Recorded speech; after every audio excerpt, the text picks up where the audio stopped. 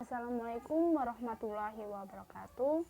Perkenalkan, nama saya Yita Irma Lasari, NIM 422419003. Makalah ini berjudul Peran dan Fungsi Mahasiswa Menyelesaikan COVID-19.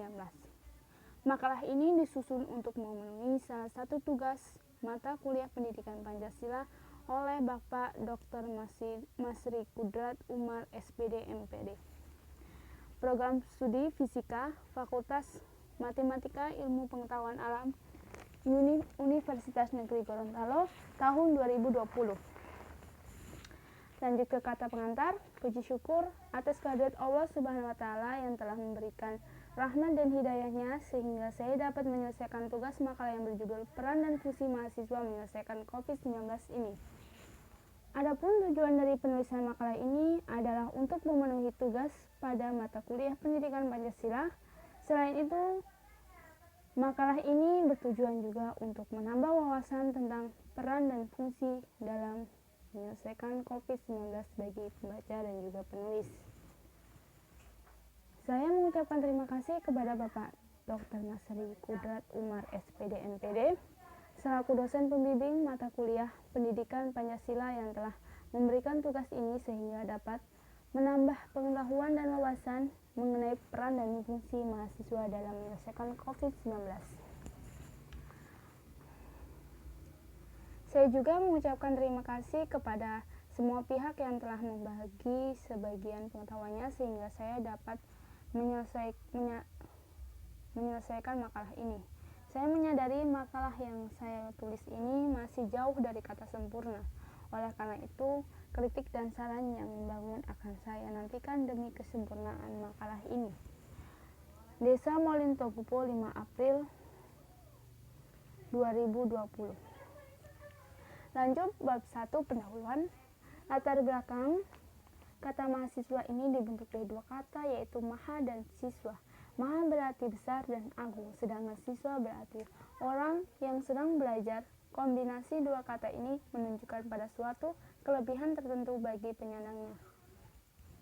Di dalam PP nomor 3 tentang pendidikan tinggi disebutkan bahwa mahasiswa adalah peserta didik yang terdaftar dan belajar pada perguruan tinggi tertentu, yaitu lembaga pendidikan yang bertujuan untuk menyiapkan peserta didik menjadi anggota masyarakat yang memiliki kemampuan akademik dan atau profesional yang dapat menerapkan pengembangan dan atau menciptakan ilmu pengetahuan, teknologi, dan atau kesenian. Dengan demikian, mahasiswa adalah anggota dari suatu masyarakat tertentu yang merupakan intelektual dengan tanggung jawab terhadap ilmu dan masyarakat yang melekat pada dirinya sesuai dengan tridharma lembaga tempat ia bernaung. Rumusan masanya itu apa peran mahasiswa di masyarakat, apa saja permasalahan masyarakat sebagai dampak COVID-19, dan apa peran mahasiswa menggerakkan masyarakat dalam menyelesaikan masalah COVID-19 di Indonesia. Tujuannya yaitu kita untuk mengetahui peran mahasiswa di masyarakat, untuk mengetahui permasalahan masyarakat sebagai dampak COVID-19, dan untuk mengetahui peran mahasiswa menggerakkan masyarakat dalam menyelesaikan masalah COVID-19 di Indonesia. Kita masuk pada bab kedua, yaitu pembahasan. Mahasiswa adalah golongan generasi muda yang menuntut ilmu di perguruan tinggi yang mempunyai identitas diri. Identitas diri masyarakat terbangun. Identitas diri mahasiswa terbangun oleh citra dari sebagai insan religius, insan dinamis, insan sosial, dan insan mandiri. Dari identitas mahasiswa tersebut terpantul tanggung jawab keagamaan, intelektual, sosial masyarakat, dan tanggung jawab individual bagi sebagai hamba Tuhan maupun sebagai warga bangsa dan negara. Mahasiswa adalah anggota masyarakat yang berada pada tatanan elit karena kelebihan yang dimilikinya. Dengan demikian mempunyai kekhasan fungsi, peran, dan tanggung jawab. Dari identitas diri tersebut, mahasiswa sekaligus mempunyai tanggung jawab intelektual, tanggung jawab sosial, dan juga tanggung jawab moral. Peran mahasiswa. Peran mahasiswa dalam pembangunan bangsa yaitu yang pertama adalah sosial kontrol. Mahasiswa dapat menjadi kontrol bagi berjalannya pemerintahan, baik dalam pembuatan kebijakan maupun peraturan yang dilakukan oleh pemerintah. Mahasiswa juga bisa sebagai penyalur aspirasi masyarakat kepada pemerintah. Aspirasi ini bisa dilakukan oleh mahasiswa dengan salah satunya dengan cara demonstrasi, tetapi demonstrasi yang dilakukan harus sesuai dengan peraturan dan tidak anarkis, serta tidak merusak infrastruktur maupun sarana dan prasarana yang ada. Yang kedua adalah Charnes. Sebagai kaum intelektual, peran mahasiswa sangat dibutuhkan dan penting dalam perubahan bangsa.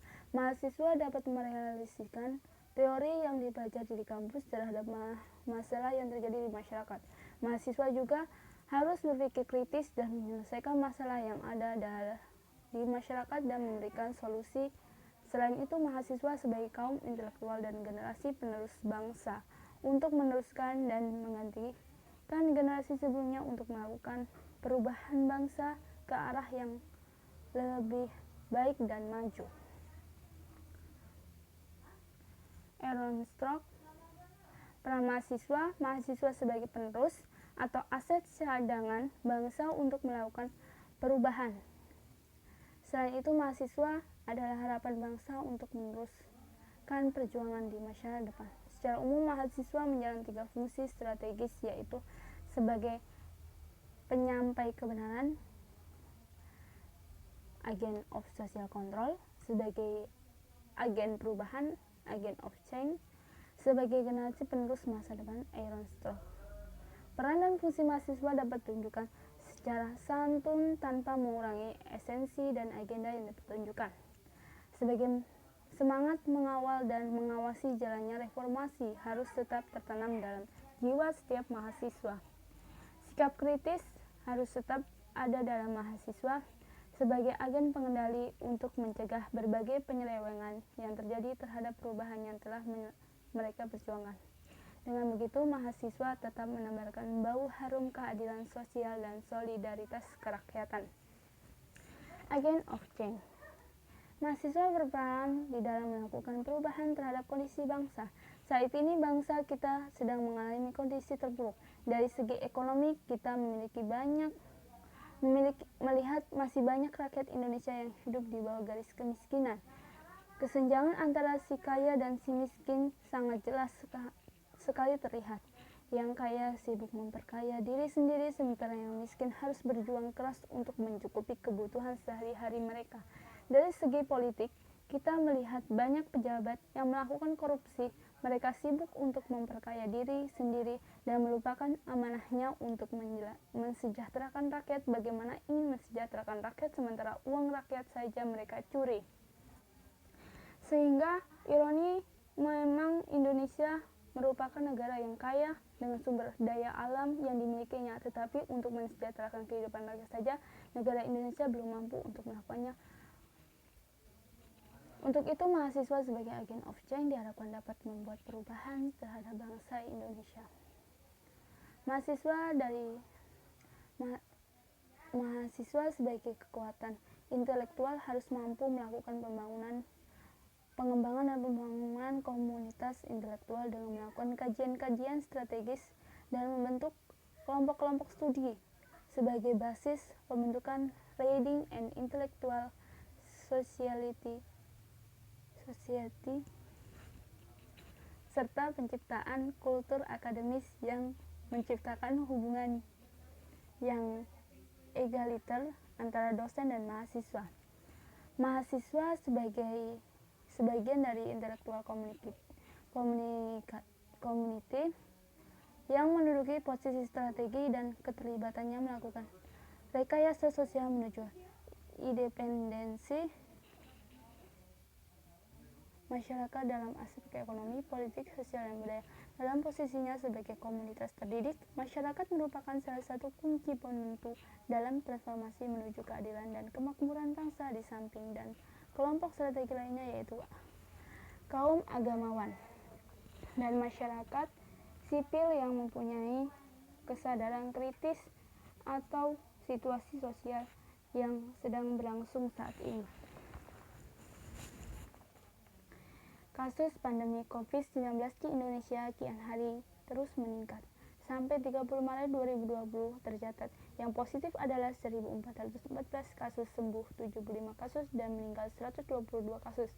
Pandemi COVID-19 di Indonesia memiliki dampak multisektor dari kesehatan, pendidikan, sosial, ekonomi, hingga aktivitas beribadah di masyarakat. Dampak pada sektor-sektor tersebut kian hari mulai dirasakan masyarakat. Ini tersebab menyangkut persoalan kesejahteraan sosial masyarakat. Kesejahteraan sosial masyarakat di sini berkaitan dengan kesehatan, kondisi ekonomi, domestik rumah tangga, rasa aman, nyaman, serta kualitas hidup yang baik, sehingga masyarakat yang sedang dihadapkan pada pandemi COVID-19 dapat tetap memenuhi kebutuhan dasarnya, menjalankan fungsi sosialnya. Pandemi COVID-19 merupakan bentuk bahaya yang memiliki potensi mengancam segala aspek kehidupan masyarakat seperti sosial, ekonomi, kesehatan, dan psikologis. Dampak pada masyarakat di Indonesia tentu tidak berbeda jauh dengan masyarakat di negara lain yang sama sedang menghadapi pandemi COVID-19. Kondisi kerentanan sosial menjadi realitas nyata yang terjadi pada masyarakat dalam menghadapi pandemi COVID-19. Kerentanan sosial menjadi posisi ketahanan masyarakat mengalami guncangan akibat pandemi COVID-19. Ketahanan masyarakat berkaitan dengan kemampuan dari masyarakat untuk dapat menggunakan sumber daya yang tersedia seperti teknologi, makanan, pekerjaan, dan rasa nyaman, aman dalam memenuhi kebutuhan dasar dan menjelaskan fungsi sosialnya. Namun kondisi saat ini justru menjadikan ketahanan masyarakat mengalami kerentanan sosial. Kerentanan sosial membuat produktivitas menurun, mata pencarian terganggu, dan munculnya gangguan kecemasan sosial di masyarakat seperti kepanikan.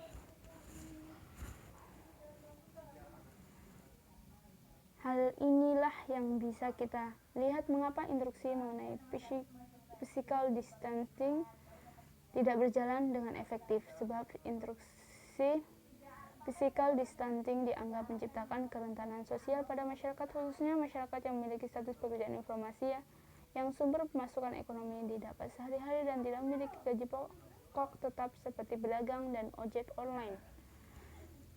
Berdasarkan dari survei Angkatan Kerja Nasional Badan Pusat Statistik 2019, jumlah masyarakat yang berstatus pekerja formal sebanyak 55.272.968 orang dan masyarakat yang berstatus pekerja informasi sejumlah 74.093.224 orang. Data ini menunjukkan bahwa lebih banyak masyarakat yang bekerja di sektor informasi, dan inilah yang membuat mengapa masih banyak masyarakat tidak menjalani instruksi physical distancing, karena untuk mempertahankan ketahanan ekonomi keluarganya. Selain masalah pekerjaan, faktor lain yang membuat instruksi physical distancing tidak efektif karena faktor karakteristik kultural masyarakat dan kebijakan pemerintahan yang tidak tegas, bahkan cenderung mempertontonkan ego sektoral antara lembaga pemerintahan baik pusat dan daerah. Dampak kerentanan sosial dapat membuat masyarakat melakukan 3 tindakan yang saling terkait, yaitu yang pertama, tindakan apatis. Pada tindakan apatis bisa kita lihat pada tindakan masyarakat yang tidak peduli dengan instruksi pemerintah untuk physical distancing dan tidak pulang ke kampung halamannya. Faktanya, physical distancing tidak berjalan efektif. Masih banyak masyarakat yang bisa kita lihat melakukan kegiatan kumpul-kumpul dan kegiatan kerumunan lainnya, sehingga itu saat ini banyak masyarakat yang memilih kembali ke kampung halamannya. Tindakan pulang kampung masyarakat ini rupanya justru meningkatkan jumlah kasus COVID-19 dan sebaran wilayahnya. Bagi yang berstatus ODP, orang dalam pemantauan, PDP, pasien dan pengawasan, dan survei COVID-19. Yang kedua yaitu tindakan irasional. Pada tindakan irasional, tidak sedikit masyarakat meyakini berbagai bahan obat dan metode pencegahan agar tidak terkena COVID-19, sekalipun belum ada bukti penelitian ilmiahnya. Yang ketiga adalah tindakan kriminal. Hal yang paling dikhawatirkan dari kerentanan sosial dan pandemi COVID-19 adalah tindakan kriminal yang dilakukan oleh oknum masyarakat. Secara sosiologis, tindakan kriminal merupakan perbuatan yang melanggar hukum serta merugikan dirinya dan orang lain atau korban yang mengganggu keseimbangan, ketentraman, dan ketertiban di masyarakat. Bentuk tindakan kriminal yang terjadi misalkan saja seperti pencurian, penjamretan, pencopetan, pemalakan, penjarahan, bahkan pembunuhan. Tindakan kriminal yang dilakukan oleh masyarakat sebagai dampak kerentanan sosial yang dihadapinya setidaknya dapat dipahami dalam 3 konsep secara sosiologis. Pertama, dasarnya masyarakat itu berada dalam kondisi stabil. Sistem-sistem kehidupannya beroperasi secara lancar dan berfungsi. Namun akibat pandemi COVID-19, kondisi kestabilan dan berfungsinya ini terganggu. Ekonomi global dapat menyusut hingga 1% pada 2020 karena pandemi virus corona baru adalah COVID-19 dan dapat berkontraksi lebih jauh jika pembatasan kegiatan ekonomi diperpanjang tanpa respon fisikal memadai. Hal ini disampaikan Departemen Urusan Ekonomi dan Sosial PBB. Pengarahan UNDESA menemukan bahwa jutaan pekerja berisiko kehilangan pekerjaan ketika hampir 100 negara menutup perbatasan nasional mereka. Ini bisa berarti kontraksi ekonomi global 0,9% pada akhir 2020 atau bahkan lebih tinggi jika pemerintahan gagal memberikan dukungan pendapatan dan membantu peningkatan berbelanja konsumen. Menurut perkiraan, penguncian di Eropa dan di Amerika Utara memukul sektor jasa sektor jasa dengan keras, terutama industri yang melibatkan interaksi fisik seperti pedagang, retail, rekreasi, dan perhotelan, dan transportasi secara kolektif. Industri semacam itu mencakup lebih dari 1/4 dari semua pekerja di negara-negara tersebut. Dengan latar belakang itu, UNDESA bergabung dengan paduan suara di seluruh sistem PBB yang menyeruakan paket stimulasi fiskal yang dirancang dengan baik, yang memprioritaskan pengeluaran kesehatan dan mendukung rumah tangga yang terkena dampak pandemi. Negara-negara berkembang, terutama yang bergantung pada pariwisata dan ekspor komoditas, menghadapi risiko ekonomi yang meningkat. Produksi manufaktur global dapat berkontraksi secara signifikan dan jumlah pelancong dan yang anjlok kemungkinan akan merusak sektor pariwisata di negara-negara berkembang, pulau kecil yang pekerjaan jutaan pekerja keterampilan rendah. Sementara itu, penurunan pendapatan terkait komoditas dan pembalikan aliran modal meningkatkan kemungkinan tekanan utang bagi banyak negara. Pemerintahan mungkin terpaksa membatasi pengeluaran publik pada saat mereka perlu meningkatkan pengeluaran atau menahan pandemi dan mendukung konsumsi dan investasi. Dengan adanya tempat wisata di wilayah Pangandaran ditutup, menurut para pedagang, dengan adanya itu perekonomian kami sebagai kaum buruh lumpuh total. Secara bisnis dan ditinjau secara ekonomis jelas sekali sangat merugikan. Namun demikian pihaknya mendukung dan mengikuti instruksi Bupati Pangandaran soal penutupan tersebut karena tujuannya untuk mengantisipasi penyebaran COVID-19. Selama penutupan, para pedagang memanfaatkan waktu untuk membersihkan lingkungan. Masyarakat berharap Berharap virus corona bisa segera diatasi oleh pemerintahan sehingga masyarakat bisa kembali beraktivitas seperti biasa.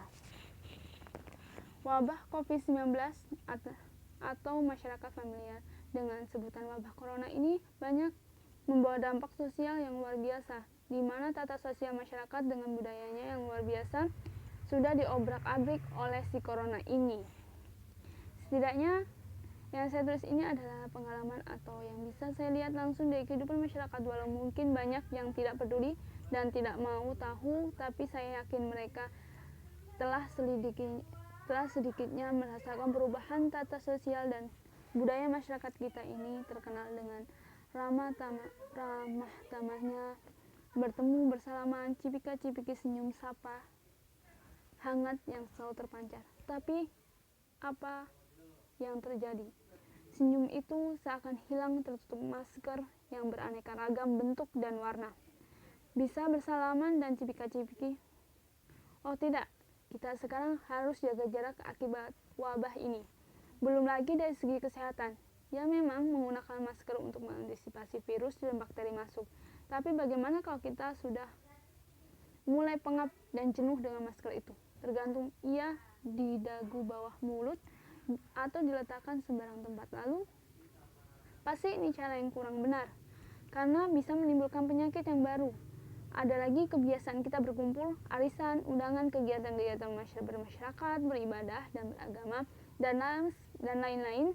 Dulu itu jadi hal yang rutin, sekarang jadi hal yang sangat dirindukan, bahkan diimpikan. Sementara ini kita harus lebih banyak berdiam diri di rumah, keluar bila benar-benar ada keperluan. Tetapi di balik kehebohan wabah ini berdampak pada sosial dan budaya masyarakat. Kita tidak selamanya negatif. Coba kita pikirkan yang dulu kita tidak buat betah di rumah, selalu ada saja alasan keluar rumah untuk inilah, untuk itulah. Sekarang harus berusaha betah di rumah. Bagi seorang ibu banyak hal positif yang bisa kita dapat, antara lain kita jadi semakin dekat dengan suami dan anak, ngobrol, bercanda, dan meluapkan hal-hal yang selama ini terpendam. Yang positif tentunya, supaya tidak merasa bosan, kita dapat semakin kreatif di dapur, selalu berkreasi untuk seluruh anggota keluarga supaya lebih nyaman dan betah di rumah. Tidak jadi semakin sensitif dan dengan hal yang biasanya tidak pedulikan, contohnya kita peduli dengan kebersihan rumah, peduli dengan tata letak barang dan lain, jadinya apapun yang menjadi wabah ini cepat berakhir dan kita akan menjadi manusia yang lebih baik lagi.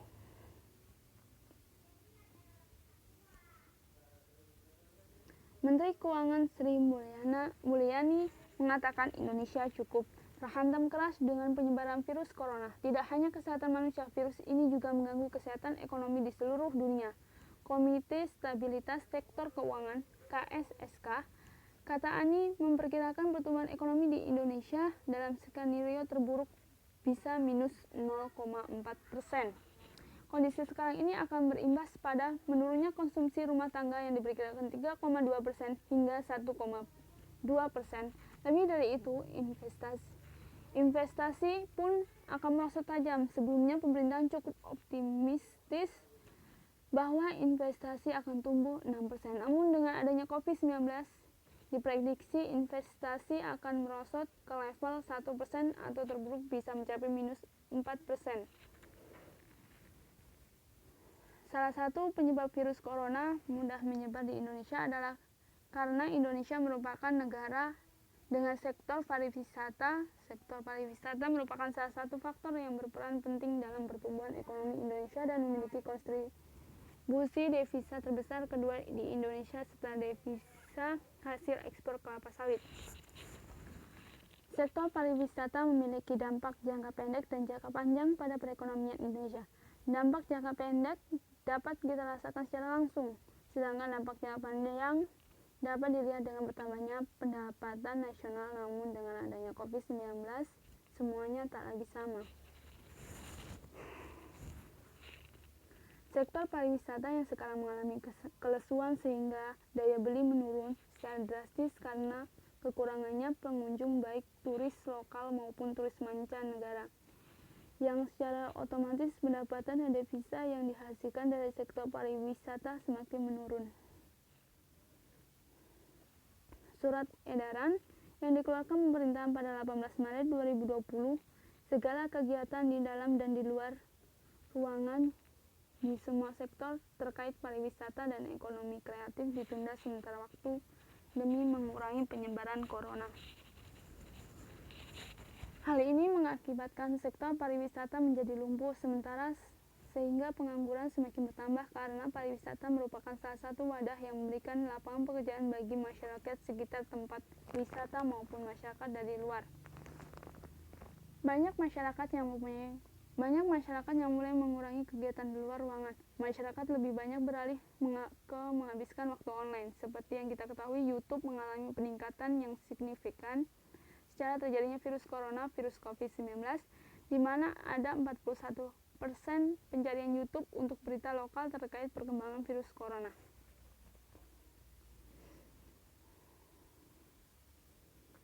Kondisi ini diperparah dengan beberapa negara yang menerapkan kebijakan lockdown sehingga mempengaruhi impor bahan baku dan barang modal. Pada akhirnya produksi turun, barang langka, dan harga barang meningkat. Kenaikan harga barang yang disertai penghasilan yang menurun merupakan kondisi fatal daya beli masyarakat. Wacana lockdown dapat membuat laju perekonomian semakin berat, layaknya yang terjadi di negara Italia dan India.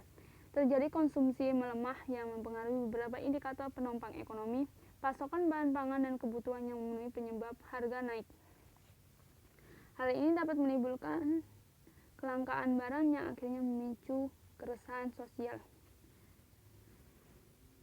Kebijakan tersebut juga akan disertai penghentian aktivitas pekerja yang mengakibatkan daya beli masyarakat semakin jatuh. Di Indonesia sebesar 80% aktivitas usaha seperti UMKM masih membutuhkan lalu lintas manusia dan interaksi langsung masyarakat melalui peran serta masyarakat akan keterlibatan RT, RW, lurah, serta tokoh-tokoh masyarakat dan keagamaan, kemudian juga tokoh kepemudaan organisasi masyarakat, termasuk Karang Taruna. Kasus COVID-19 terus meningkat drastis dan menyebabkan daya tampung rumah sakit yang kemampuan tenaga medis tidak lagi memadai, tentunya tidak luput dari pentingnya peran serta masyarakat. Agar ada kesadaran masyarakat dan mereka mengerti bahwa COVID-19 perlu dilakukan sosialisasi secara terus-menerus di seluruh daerah. Kemudian juga edukasi publik agar pembudayaan pola hidup bersih mengenai sejumlah daerah yang mulai melakukan karantina wilayah. Ia mengatakan pentingnya komunikasi publik secara baik. Oleh sebab itu dibutuhkan kepiawaian dari setiap kepala daerah yang bertanggung jawab atas masyarakatnya.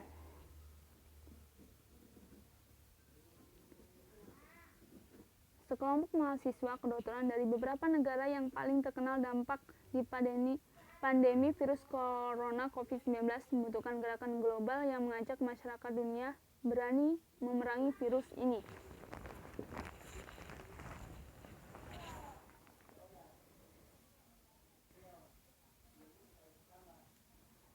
Adapun di antaranya dari Indonesia, Singapura, China, Italia, Amerika Serikat, Spanyol, Jerman, dan masih banyak negara terdampak lainnya menggambarkan sebagai musuh yang tidak memandang jabatan, ras, dan kelas sosial. Mereka mengajak kita untuk berjuang melawan virus dan bukannya malah sibuk menimbun stok makanan di rumah. Sebagai mahasiswa, mereka merasakan dampak signifikan akibat virus corona jenis baru pada studi mereka, seperti liburan yang tertunda hingga upaya pembelajaran siang malam yang sia-sia lantaran ujiannya ditunda. Kelompok mahasiswa tersebut mengajak masyarakat dunia untuk mematuhi protokol kesehatan yang mengakibatkan personal serius bagi kelangsungan hidup manusia.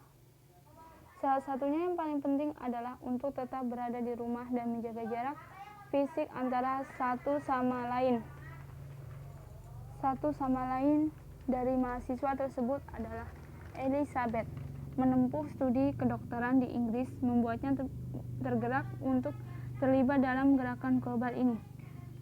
Satu hal yang menjadi fokus dalam gerakan ini adalah mengajak anak muda untuk ikut berperan menghadapi ini masalah bersama yang serius dan tentunya sadar bahwa mereka juga berpotensi terinfeksi. Melihat kondisi yang terjadi,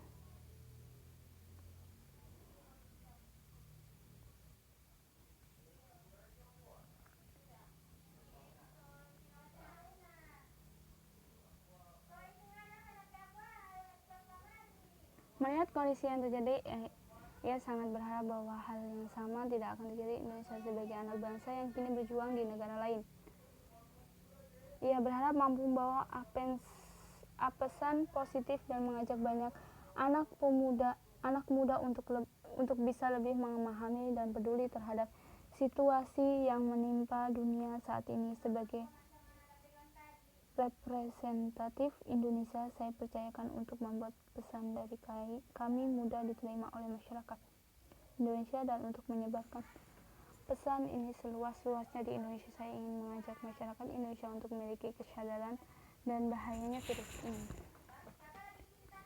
Virus corona COVID-19 saat ini dapat berdampak bagi seluruh masyarakat, bagi sektor pendidikan di Indonesia. Hal ini diakui oleh UNESCO pada Kamis 5 Maret bahwa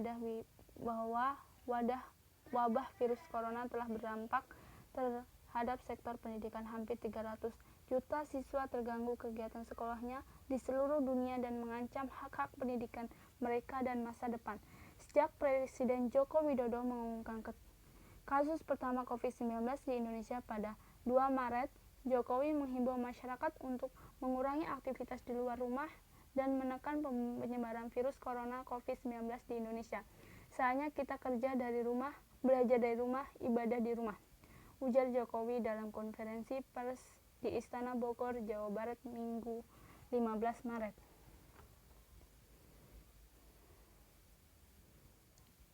Ketua Umum Ikatan Alumni Universitas Indonesia, Andre Rahadian, mengatakan kegiatan relawan penanganan COVID-19 dapat menjadi praktik kerja bagi mahasiswa tingkat akhir sekaligus berperan serta dalam mendukung penanganan dan pencegahan penularan COVID-19 di Indonesia.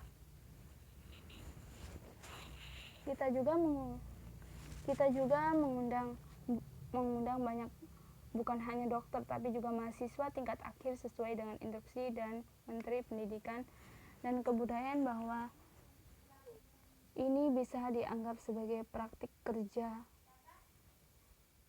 karena Ketua Umum Ikatan Alumni Universitas Indonesia (ILUNI), Andre Rahadian, dalam jumpa pers yang diadakan oleh gugus tugas percepatan penanganan COVID-19 di kantor Gerhana Badan Nasional Penanggulangan Bencana BNPB di Jakarta Minggu 22 Maret. Alumni perguruan tinggi dan mahasiswa tingkat akhir terbuka untuk bersama menjadi relawan penanganan COVID-19. Mahasiswa tingkat akhir dapat bergabung untuk mendukung penanganan medis di rumah sakit atau tugas lain termasuk edukasi masyarakat tentang upaya pencegahan penularan dan penyebaran COVID-19. Dikatakan peran seluruh masyarakat termasuk relawan menjadi penting dalam menjaga ketahanan dan kelangsungan dan mempercepat penanganan COVID-19 di seluruh wilayah Indonesia. Penanganan COVID-19 harus dilakukan secara bersama-sama dan saling bantu dan saling bahu-membahu agar cepat dan tepat sasaran dan dalam mencegah dan menghentikan penularan dan penyebaran COVID-19. Kita juga membuka kesempatan kepada relawan di luar rumpun kesehatan untuk bersama-sama menanggulangi dengan fungsi dan kegiatan yang akan disesuaikan.